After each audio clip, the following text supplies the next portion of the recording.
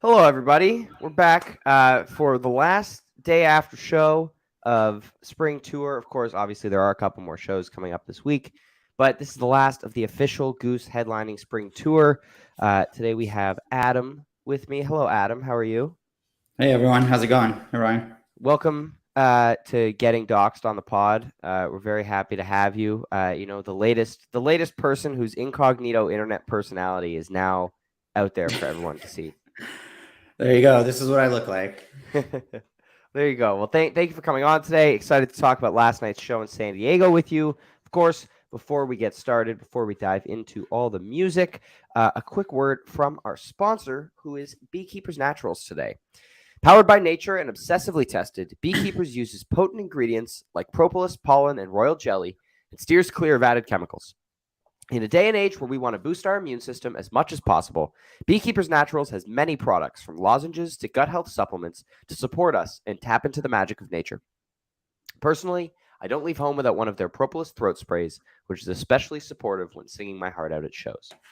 Use code STORMSOUND at checkout for 20% off your order at beekeepersnaturals.com.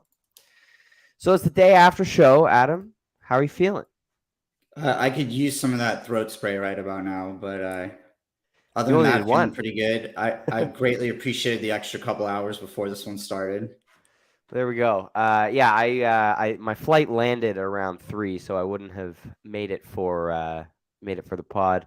But yeah, I'm back home in Toronto now after a crazy couple of weeks. And it was a crazy couple of weeks. It was great to see you in Seattle last weekend, of That course. was fun. Yeah, it was a crazy night. It, But it was quite a roller coaster. yes, but of course we are not here to talk about Seattle. We are here to talk about San Diego. So take me through, outdoor venue. Take me through what it was like getting in, what the vibe was like pre-show, what the venue was like. Sure. So I live about an hour and a half north of San Diego. We drove down early, maybe too early because we pre-gamed quite a bit at a couple bars and restaurants, and so Nice. didn't really take advantage of the VIP early entry.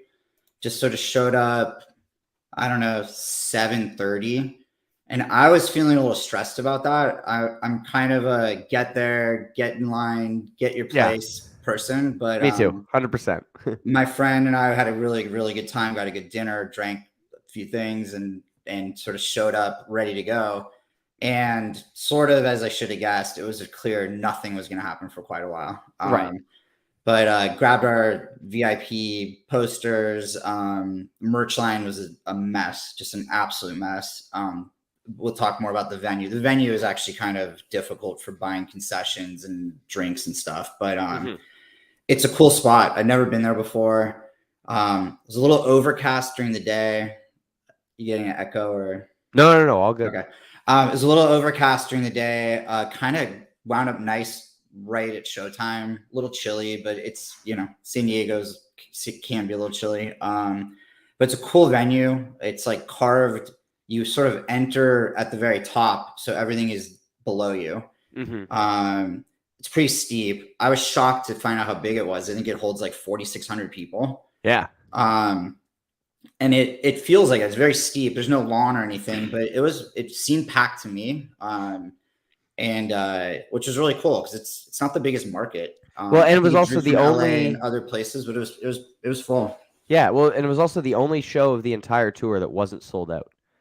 Everything else sold out immediately, and this was the only one. Like, bigger venue in a Yeah. market that isn't Yeah, but as it big. didn't seem like there was gaps in the crowd. Like it didn't seem mobbed or oversold at all. I mean, it was seats, but it seemed full.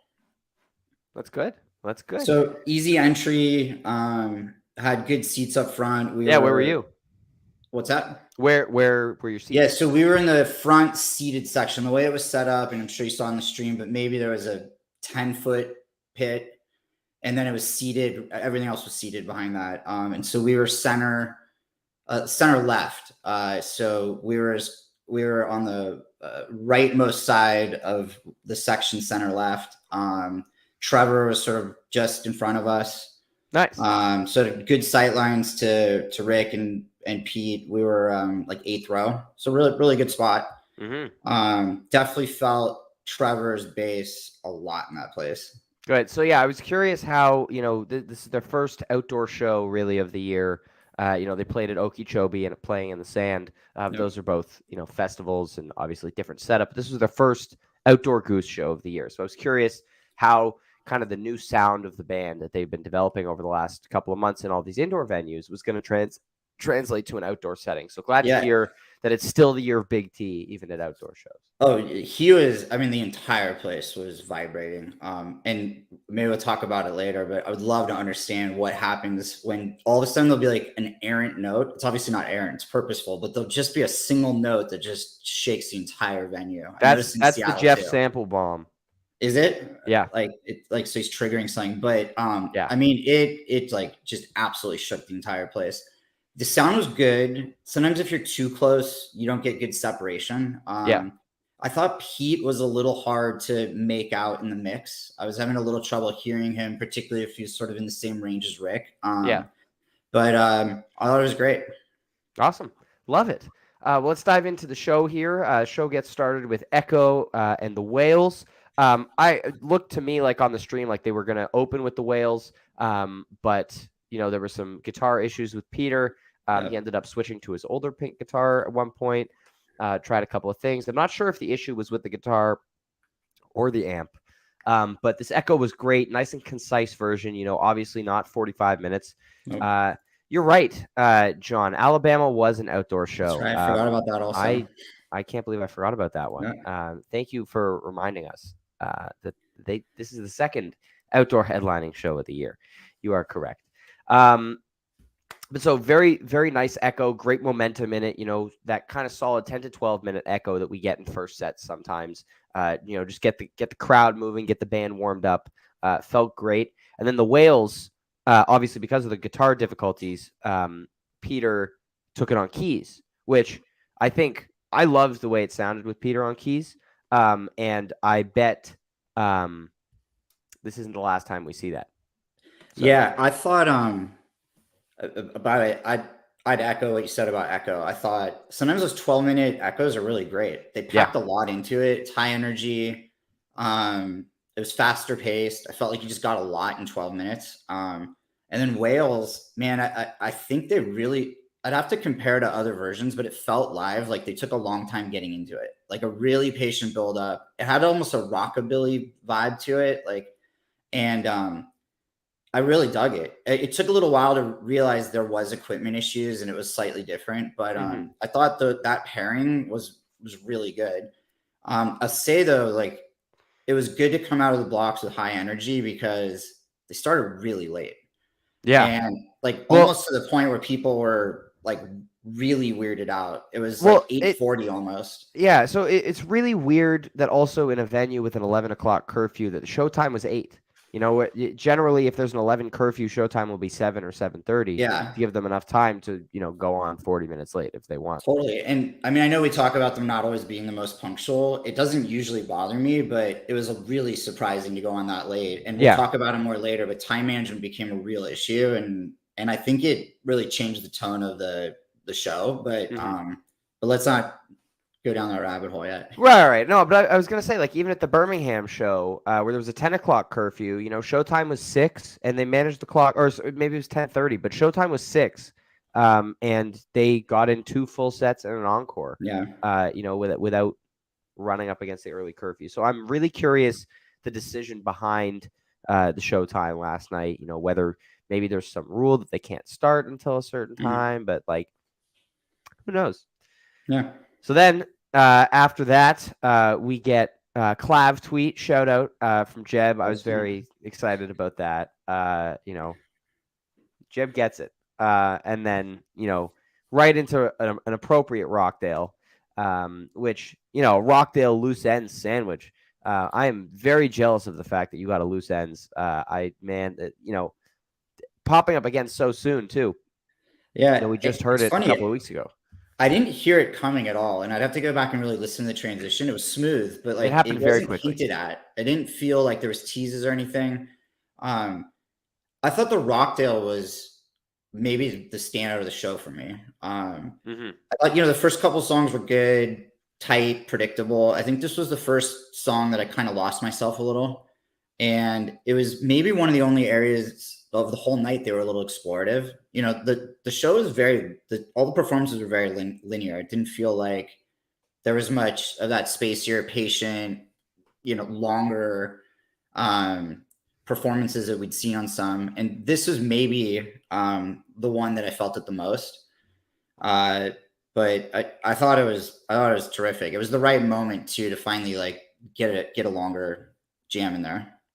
Yeah, it definitely, I think the comparison's been made a bunch today to the LA Greek show from last year. It was kind of like a festival show. I would say last night had stronger jams than that show did for sure.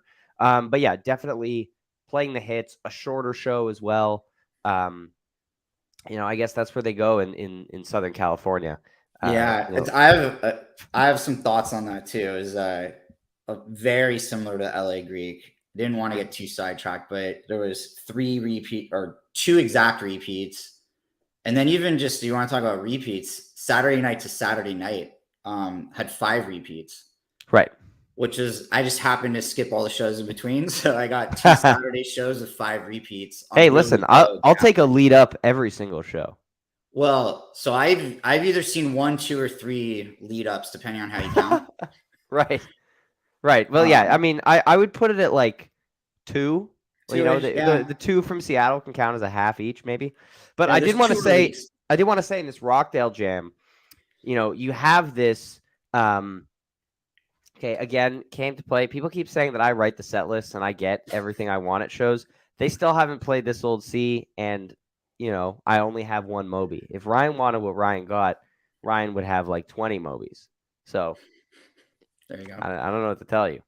But yeah, lots of short gaps. 3 times here in the chat.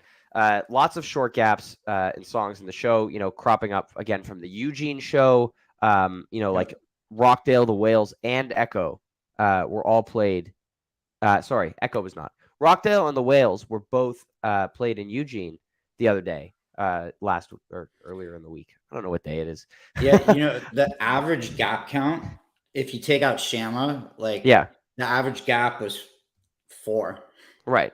So crazy to see. Like, there was some stuff like, Hunger Site could have figured was going to pop up again. Dripfield, sure. Creatures, sure. But like, seeing Rockdale and Arcadia and the Whales again so soon, like, kind of surprising. Yeah, and I thought, what was left out, and I know we're only 3 songs in, but what was left out was like Wiss, Need, Rosewood. Like there was a couple of those I was like, maybe they're saving them for New2Orleans. Yeah, they've got two set shows there. Yeah, it just felt like there was some chances for variety, and we kind of get to what they scratched off when we get to the second set. But there were some chances for some variety that sort of I thought missed. Yeah, definitely. And I mean, yeah. So moving on to the end of this first set here, we've got Lead Up and Arcadia. I mean, again, Lead Up is so good every single time. Very, very happy anytime this song gets played. And then Arcadia. This went into the beautiful, beautiful Bliss Jam. Fans of the Buffalo 2019 Arcadia or the Fairfax 2022 Arcadia will recognize this progression. It's awesome. It's glorious. It's major key. It's happy. It's just great. And then the ending of Arcadia just goes so hard every single time. So I was really happy about this version. Not sure if it's going to make my playlist. It's a very well used motif that they've gone to a lot, so probably not unique enough to go on the playlist, but it's a really good jam. Yeah, I have the same reaction. I don't think it would make a list for me, but I thought it was very well executed. It's always a good set closer with the thumping kind of ending. But it's that bright, blissy, soaring, like just sort of perfect tone. I thought his guitar sounded great. The new guitar, that might have been the moment I heard it most. I just thought it sounded fantastic in the mix. I also thought, we all wait for that moment when Trevor comes in at the end on the peak, but I actually thought they built to it a little bit more patiently than they do sometimes. Sometimes it's just like build, peak, done. And I felt like they were really in that like 60-second space before the peak for a long time. Yeah. Oh man, it's so good. Tweezer's Fish's Arcadia. That's a good one. Maybe. All right. Well, yeah, this Arcadia was great. It's so good every single time. So set break. What was the vibe like? Because on the webcast, it looked like the crowd was a little bit tired. Especially for a Saturday night crowd, like definitely picked up as the show went on. But it seemed, at least at the beginning, that there wasn't a lot of movement, not a lot of dancing. Especially after coming off of the Warfield and some of the other shows where people were like actively jumping up and down everywhere Yeah. in the venue. Like that also could be me being back on the couch for the first time in 2 weeks. But I'm curious to know what the It, vibe was like there at Separate. I didn't feel that in my section, but also there was a ton of like seasoned fans in there. Yeah. There was a ton of people that had not seen the band before, just people I'd talked to. It was their first show, a Yeah. lot of first shows. And so that could be part of it. I also thought the pit was pretty small, which I think also plays into it. And then everyone else is in seats, I mean, standing, but in seats. So it just felt a little more controlled. They did police the aisles pretty well. Yeah. Which is also kind of, sometimes it's good, sometimes it's bad, but it kind of tamps down the vibe a little. But I didn't feel that. I mean, maybe Cali sober crowd, but I didn't really. It's funny where I was. I felt like everyone was kind of grooving, singing. Yeah. But I did see those comments on the stream. Yes. Yeah. So yeah, I was curious to know. Good to know that you had a good section where people were active. They were getting into it. And Yeah. of course, yes, people are asking about the bathroom report. All right, we only have a couple more episodes with bathroom reports. As we said true. yesterday, this is it. After spring We're not tour. going to keep it going, huh?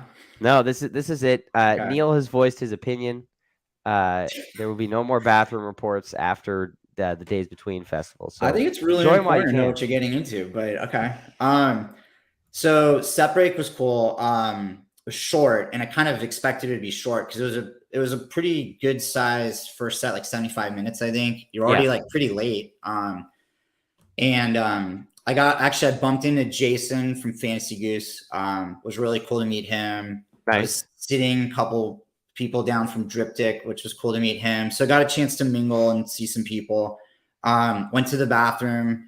Not a terrible line, kind of moved, but it's a tiny bathroom. Like for a 4,600 person venue, maybe like, I don't know, 8 urinals. It reminds me of the one left of stage at Red Rocks, kind of behind the stage, just kind of like narrow, small, long line. But it was fine. People got through. It's really hard to buy beer or drinks at the show. So I think a lot of people got stuck in the beer line after a short set break. Mm-hmm. But it just felt like the venue was a little more crowded than they could handle in terms of like beer, merch, some of that stuff. But Right. It was pretty smooth. Like it wasn't a bad tough set break. It was fast. That's good. Yeah, you know what? I'm glad they at least, with the earlier curfew and with the really late showtime, I'm glad they at least took a really short set break. Yeah. Second set and encore were only about 70 minutes total, but Yeah. Still nice that they didn't take a 30-minute set break. Yeah. There were secret bathrooms halfway down the venue. Those had shorter lines, but were even smaller. See, if we had a bathroom report for next time, now people know that. There you go. So if Goose ever plays at this venue again, you know about the secret bathroom. There you go. Refer to the pod for bathroom recommendations exclusively on venues played in spring 2023. That's where the bathroom report lives. So let's dive into this second set here. Starting off with my personal favorite jam of the night, which is this Hunger Site. Starting off with this Hunger Site, this went a lot of different places. You had the Clav tweet in there. Great funk zones, and then this was a great jam. It did a lot in 20 minutes. What were the vibes like during the Hunger Site? Yeah, everyone enjoyed it. I think it was expected. I think for people that hadn't seen the band before, it's still a sing-along song. They knew that song. I thought it was just a good version. Again, I think like a lot of these versions, I'd say, I don't know that it would stand out for me in my memory, but it was good and enjoyable. I was really focused on Pete during it. I was able to hear him really well on Clav, and I could see his feet right under the keyboard, and it seemed like he was really active with the wah. And I think it was here, but maybe it was a little later in maybe Drip Fill or something, but he was really, really active with it. Nice. which I thought it just had a good sound. Kind of set up the party vibe, I think, for what was kind of coming up next. Hmm. But I thought it was good. Well, it was enjoyable. Yes. Just to shout out HDL Tube here. No, it's not Wook flu.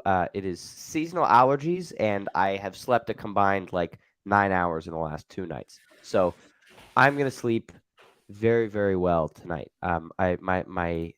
The possibilities that I go to bed tonight and then I wake up for the stream on Wednesday. There you go. So we'll see what happens. But yeah, after the hunger site, they move into creatures and Shama. Another Shama. I'm surprised to see it. I felt like it's been popping up more lately, but this is only the second one this year, and it was on a pretty sizable gap before that. But classic pairing. Lots of great synthesizer work from Peter during the creatures, in addition to the usual vintage vibe stuff. So great stuff happening in this jam. Solid. Again, this pairing we've seen a lot. We get that 13-minute creatures and then the Shama. It's always fun. But this was something that the crowd loved, right? Yeah. Although this is probably where I'm most critical of last night. It was a good creatures to start with. The vibe sounded really good. Yep. And I thought, like, okay, it's middle of the set, Saturday night, outdoors, California, like young crowd, college. Like, this is where we're gonna open up the set, and like it'll be a party for the next 15 minutes. And it didn't really build that high energy creatures. And then it went to Shama, which is fun. But I felt like it was a complete missed opportunity to kind of open up the set right there. Right. It sort of traded like an inside baseball fun song for like what would have been for a relatively like junior crowd I think you could have gone for a ride. And when you look at what they scratched off, it was right in there. You've got Fish in the Sea that didn't make it, AEIOU. It just felt like that moment. I know they were time constrained, but it felt like in that moment, it just sort of, it went flat. Not in a bad way, but it stayed flat where I feel like they just missed a huge opportunity to open it up. Yeah, they had a very, very ambitious set list written for, having 3 hours from showtime to curfew. Yeah. They were like, what did they have? 6 or 7 songs written for set they two? scratched off Dr. Darkness in the first set and then those other two in the second set. Makes me feel like they didn't mean to start that late. Yeah, but yeah, I'm so curious the thought behind the weird showtime last night. Yeah. It's really interesting to look at. But after Shama, we get a nice drip field. Excellent drip field here last night. Wow, this was, just the groove of this song and the jam of this song delivers every single time. Great work from Peter on guitar and then piano. Great peak. It's just really, really solid drip field. Yeah, I knew it was the set closer at that point, or they were just going to non-core and go really long. But I thought it had like a really pretty blissy, bright. I don't know if it's blissy, but like just a really like fun, good spot to kind of end the night with, and then it ends with that really pretty sort of wind down, which is like a really nice way to go into an encore. Yes, the usual drip field ending. Yeah.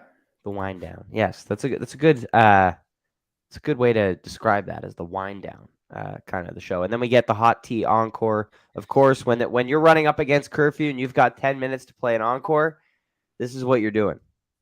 Yeah, it exactly how they ended the LA Greek show. This time without Jason Han. Yeah, but exactly how they ended it. Felt a little disappointing. Again, time management, I knew, but like okay, here's the obligatory, like you said, 10-minute tea. They're very good at managing the clock with tea. It's like they know exactly how many laps they can take. Yeah, yeah. How long Peter's solo can be, how many builds they can do at the end. Yeah. Yeah, it seems like they just know like it's 45 seconds a lap. We got one more. Like when you've done hot tea as an encore pushing up against curfew that many times. Yeah. Like you learn how to work it. Totally. And that's the end of the show. And that's it. So overall final thoughts. Yeah. So it's funny. I think I'm the most critical of this show than any of the other ones I've been to live. Yeah. But I also had a ton of fun. So it's a little bit of that, like, it was a great, you said it's like a festival show. It felt that way. It was like a great PG-13 version of Goose. Like Right. everything was good, everything was well executed, minus some hiccups in the set list or times. Like there was nothing wrong with it, and people that were there for the first time had a blast, and I had a blast. I think it was just I was hoping for a little more variety. I was hoping for maybe one more extended song. Yeah. I feel like you should be. What we've learned here is that you should be traveling away from Southern California more to see Goose. I should. And I had a couple of hiccups this week that kind of changed my tour schedule, but you know, California gets California Goose. It's like a very programmatic right. Southern California. Southern California, we should say. Southern San California Francisco's Goose, a different. San Francisco's a different thing. So. Yeah, and those were great shows. But, yeah, so we'll see what happens in the fall when they're back down there. Oakland Fox is a great venue. I think that could be a little more like a residency. Feel like, I mean, it's only 2 nights, I know, but it's bigger than the Warfield. It's a cool venue. I think that could be really good vibes. So I'll be there for that, and I'll get out of the hot tea encore Southern California thing. You say that now, but there's a very good chance that there's a hot tea encore. Well, when you write the set list, try to remember not to put it on there. Yes. When I write the set list. Well, that is it for us for proper spring tour of Goose. Thank you so much to everybody who has been following along over the last many shows, starting with the cap up until now. It's been an absolute pleasure. Of course, we've got 2 more shows coming up this week, Tuesday and Wednesday at Days Between New Orleans. Hopefully, we get a last-minute webcast announcement. But, of course, we will be here to recap those shows 3:30 p.m. Eastern on Wednesday and Thursday, which is going to be lovely. Hopefully, given the fact that it's they're 2 set shows and they're kind of part of Jazz Fest, hopefully the band will treat them less as a festival and more as, good jams. Yeah. With a lot of potential here at this festival. Maybe we'll see some sit-ins with other artists at the festival. That lineup is awesome. You got like Neil Francis, Eggy, Melt, like Lawrence, I think also, who opened for them at the LA Greek last year. So a lot of cool things happening. To all those going, don't forget to share with us your experience on socials. Adam, your next show is the Fox in September. My next Goose show is Fox. This is my first year missing Jazz Fest in a long time. A little bummed about it, but it's not too late. Fox. What's that? It's not too late to get on a plane. It's not too late to get on a plane. Technically, It is not too late to get on a plane. It is definitely not too late to get on a plane, and we know they're not going to start on time anyway. So I got some padding. There you go. All right, and so we've got 2 this week, and then a few weeks off, and then they're hitting the festival circuit for most of June. A lot of festival shows. I'm curious to see how they approach those shows. Will we get 15 Thatches in 15 shows?